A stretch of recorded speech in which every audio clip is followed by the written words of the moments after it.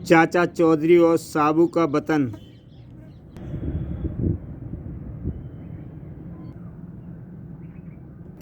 साबू चाचा चौधरी से कहता है, चाचा जी आज मैं आपको अपने वतन ले चलूँगा। कहाँ? जुपिटर ग्रह पर? जी हाँ, वहाँ आप देखेंगे कि वहाँ दुनिया यहाँ से कितनी भिन्न है। अच्छा, अगर ऐसी बात है तो मैं अपना रॉकेट जुपिटर ग्रह की उड़ान के लिए तैयार करता हूँ। चाचा चौधरी और साबू रॉकेट में बैठकर जुपिटर ग्रह की तरफ रवाना होते हैं। उधर, चाचा जी अब रॉकेट को दाएं तरफ मोड़ो। लो भाई, मोड़ दिया। रॉकेट जुपिटर ग्रह पर उतरता है। चाचा जी मेरे पीछे पीछे चले आओ। सचमुच यहाँ की दुनिया बड़ी अजीब है। पृथ्वी पर ऐसे गोल इमारतें कभी नहीं देखी। चाचा जी मेरे पीछे पीछे चले आओ। तब साबू पीछे मुड़कर देखता है। अरे चाचा जी कहाँ गायब हो गए? उधर, अरे चाचा जी को तो कौवा ले उड़ा, वह उन्हें चूहा समझ रहा है। यह कमबख्त साबू ना जाने मुझे कहाँ ले आया है। चाचा जी को एक कौवा उड़ा लेता है। साबू एक पत्थर उठाता है और कौवे पे दे मारता है।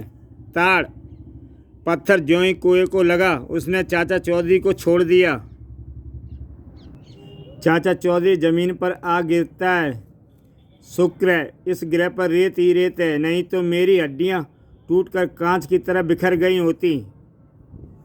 चाचा जी अब आप मेरे साथ साथ चलो, आपको कुछ नहीं होगा। साबू का परिवार। साबू बेटा तुम आ गए? हाँ माँ, मेरे साथ मेरे दोस्त चाचा चौधरी भी आए हैं। अच्छा, ये तुम्हारे मित्र हैं, हम इनका स्वागत करते हैं। बच्चों, चाचा चौधरी को फूलों का हार पहनाओ। स्वागत है, स्वागत है। और सभी लोग माला लेकर चाचा चौधरी को पहनाने लगते हैं। चाचा जी फूलों की मालाओं के नीचे दब जाते हैं। मारे गए, फूलों के इतने बड़े हार। अबे ओ साबू के बच्चे, मेरा दम घुटता जा रहा है। ये सारे हार उठा, नहीं तो मैं मर जाऊंगा। तब साबू आगे बढ़ता है और फूलों की मालाएं हटाने लगता है। लो चाचा जी। बाप रे, जान बची, लाखों पाए। अब ठीक है, इन हारों के बोझ से तो मैं दबकर पापड़ बन गया था। साबू की माँ उन लोगों को डांटती है। नालायकों, तुम्हें पता नहीं इतने बड़े बड़े हारों का बोझ चाचा चौधरी कैसे सह सकते हैं। इन्हें एक गुलाब दो। लीजिए, जुपिटर ग्रह का सबसे सुंदर गुलाब का फूल हाजिर है। जैसे ही चाचा चौधरी उस फूल को पकड़ते हैं, बाप रे, यह गुलाब है या हनुमान जी का गदा, मुझसे उठा ही नहीं रहा। साबू उनकी मुश्किल समझ जाता है। इसे इधर लाइए चाचा जी। दरअसल यहाँ की सभी चीज़ें पृथ्वी की सभी चीज़ों के आकार में बड़ी होती हैं, इसलिए आपको परेशानी हो रही है। तभी माँ, लाल बुजक्कड़ आ रहा है। हमने उसे 100 बोरी अनाज नहीं पहुँचाया, इसलिए वह नाराज़ है। हाय राम, अब क्या होगा? वह हम सबको मार देगा। लाल बुजक्कड़, मैंने तुम लोगों को जिंदा इसलिए छोड़ा था कि हर महीने 100 बोरी अनाज पहुंचाते रहोगे, पर अब मैं तुम सबको ख़त्म कर दूंगा। चाचा चौधरी साबू के परिवार वालों से कहता है, अरे तुम लोग इतने हट्टे कट्टे होकर एक छोटे से मच्छर जैसे आदमी से डरते हो। चाचा जी आपको पता नहीं, इसके पास एक विचित्र जादू है जिससे हम डर लगता है। इसी जादू को दूर रखने के लिए हमें इसे हर महीने 100 बोरी अनाज देते हैं। हमें माफ़ कर दो, इस बार फसल अच्छी नहीं हुई, इसलिए अनाज पहुंचा नहीं सके। नहीं, मैं तुम्हें इस गुस्ताखी का मज़ा अभी चखाता हूँ। लाल बुजक्कड़ अपना जादू छोड़ता है। बढ़ाम! साबू की माँ आगे आ जाती है। रहम करो रहम, हम खुद भूखे रह जाएंगे, पर तुमको 100 बोरी अनाज अभी देते हैं। चाचा चौधरी सोचता है, लाल बुजक्कड़ का जादू और कुछ नहीं, मामूली पटाखे हैं। जुपिटर के लोगों को शायद पटाखे की आवाज़ कभी नहीं सुनी, इसलिए धमाके से डर जाते हैं। दीपावली की बची हुई कुछ आतिशबाजियाँ मेरे पास रखी हैं, उसे ही काम में लाना चाहिए। चाचा चौधरी दौड़कर उपग्रह की तरफ जाते हैं और एक रॉकेट ले आते हैं। लो भाई बुजक्कड़, एक जादू मेरा भी देखो।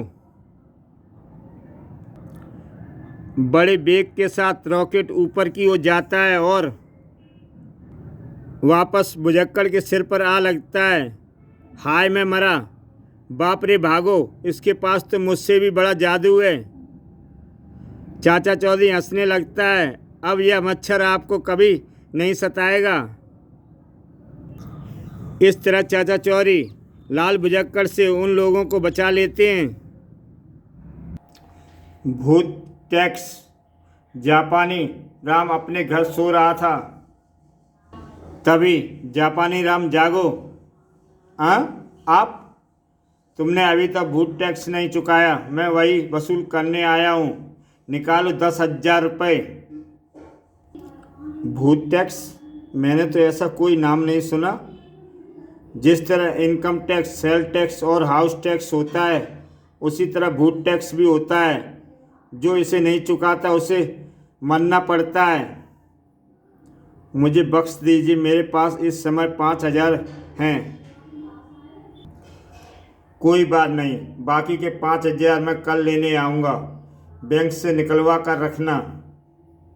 सुबह हुई। सुबह होते ही सेठ जी चाय। बनौली, कल रात अजीब घटना हुई। एक भूत अपना टैक्स वसूल करने आया और 5,000 रुपये ले गया। सेठ जी, बाहर किसी से ना कहिए, वरना आपको पागल समझकर लोग पत्थर मारने लगेंगे। कोई भी मुझ पर विश्वास करने को राजी नहीं। चाचा चौधरी के पास जाता हूँ, वह अक्लमंद आदमी है, शायद कोई हल बताए। और जापानी राम चाचा चौधरी के घर की ओर चल पड़ता है। चाचा चौधरी के घर पर पहुंचने के बाद, चाचा जी, रात को मेरे घर भूत आया था और उसने बताया मुझ पर उसका 10,000 भूत टैक्स बाकी है। 5,000 मैंने उसी वक्त अदा कर दिया, बाकी वह आज रात लेने आएगा। ऐसा टैक्स तो मैंने आज तक नहीं सुना। चाचा चौधरी जापानी राम के साथ चल पड़ता है। मैं कोशिश करके तुम्हें टैक्स फ्री कर सकता हूँ, आओ मेरे साथ। रात। जापानी राम मुंह ढककर सोने से काम नहीं चलेगा। मैं अपने बकाया टैक्स के 5,000 रुपये लेने आया हूँ। भूत जी, मैं जापानी राम का दोस्त हूँ। मेरा मित्र आज रात ऊपरी मंजिल के कमरे में सोया है। कमरे की खिड़की खुली है। 5,000 रुपये उसने तकिए के नीचे रखे हैं, जाइए और ले जाइए। चाचा जी दौड़कर एक सीढ़ी ले आते हैं। वहाँ तक पहुँचने के लिए मैं ये सीढ़ी ले आया हूँ। और चाचा जी उस सीढ़ी को उस खिड़की पर लगा देते हैं। भूत कहता है, मदद के लिए धन्यवाद। जब मैं भूत टैक्स के 5,000 रुपये वसूल करके आऊँगा, तब तो मैं उनमें से एक 10 दूँगा। जैसे ही भूत ऊपर चढ़ने की कोशिश करता है कि एक सीढ़ी टूट जाती है। ओह, सारी सीढ़ी टूट गई और वह नीचे की ओर गिरने लगता है। बचाओ! तभी जापानी राम आ जाता है। अरे, यह तो मेरा नौकर बनौली है। हाँ, मैंने टूटी हुई डंडे की सीढ़ी इसे दी थी। इस तरह चाचा चौधरी भूत टैक्स वाले भूत को पकड़वा देते हैं, जो कि हकीकत में जापानी राम का नौकर था, जो जापानी राम से बस पैसे वसूल रहा था। पतंग। साबू, क्या यह रस्सी तुमने बांधने के लिए पकड़ी है? चाचा चू कहता है, नहीं रिंकू, यह पतंग की डोर है। डोर? इतनी मोटी? साबू के लिए बहुत बड़ी पतंग चाहिए। उसे साधने के लिए डोर रस्सी जितनी मजबूत तो होनी ही चाहिए ना। पतंग कहाँ है? उसे बनाने के लिए मैंने खाकी पतंग साज को ऑर्डर दिया था, जाकर उससे लाता हूँ। कहीं दूर डोपन लो यह ड्रग्स का डिब्बा अमेरिका में 1 करोड़ से कम का ना हो बिकेगा। जीना, अगर धंधा ऐसे ही चलता रहा तो हमें थोड़े ही समय में करोड़पति हो जाएंगे।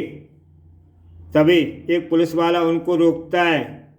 रुको, बाप रे, हवलदार डंडीदीन। हवलदार डंडादीन को देखकर दोनों कार को भगा देते हैं। डोपन, कार तेज चलाओ, अगर पकड़े गए तो बड़े घर की हवा खानी पड़ेगी। साबू के लिए बड़ी पतंग बनाने में पतंग साज खाकी की ढेर सारा कागज इकट्ठा करने में देर लगी होगी कि तभी कार चाचा चौधरी के बगल से गुजर जाती है। चाचा जी बाल बाल बचते हैं। तभी हवलदार डंडादीन पीछे आता है। वह इतने उतावले से कार चला रहे हैं। चाचा चौधरी वह स्मगलर हैं। चाचा चौधरी हवलदार से कहता है, तो उन्हें पकड़ना चाहिए। हवलदार डंडादीन, आगे फाटक बंद है, हमें उन्हें धर दबोचेंगे। फाटक के पास पहुंचते ही एक सिपाही उन्हें रोकता है। रुको। स्मगलर उस रोक को तोड़ देता है। कार फाटक को तोड़कर आगे बढ़ जाती है। बस एक बार में अपने हवाई जहाज में बैठ जाएं, फिर हम उनके हाथ नहीं आएंगे। जिनाग, आओ जहाज में बैठो और इस देश से बाहर उड़ चलें। और जहाज आसमान में उड़ान भरने लगता है। तभी चाचा चौधरी आ जाते हैं और कहते हैं, साबू, उस जहाज को रोको। अभी लो चाचा जी। साबू जो अपने पतंग की डोर जो रस्सी पकड़े था उसमें फंदा बनाकर ऊपर की ओर उछालता है। रस्सी चलो, और वह जहाज में जाकर फंस जाती है रस्सी। ओह, यह क्या! इस तरह साबू उस जहाज को पकड़ लेता है। अच्छा साबू, मैं जाकर तुम्हारी पतंग ले आऊं? कोई ज़रूरत नहीं, यह जहाज एक पतंग से कम नहीं। इस तरह अपराधी हवलदार के हाथ पड़ जाते हैं। हवलदार डंडाराम चाचा चौधरी और साबू को धन्यवाद करता है। साबू की सूझबूझ से दोनों अपराधी पकड़े जाते हैं।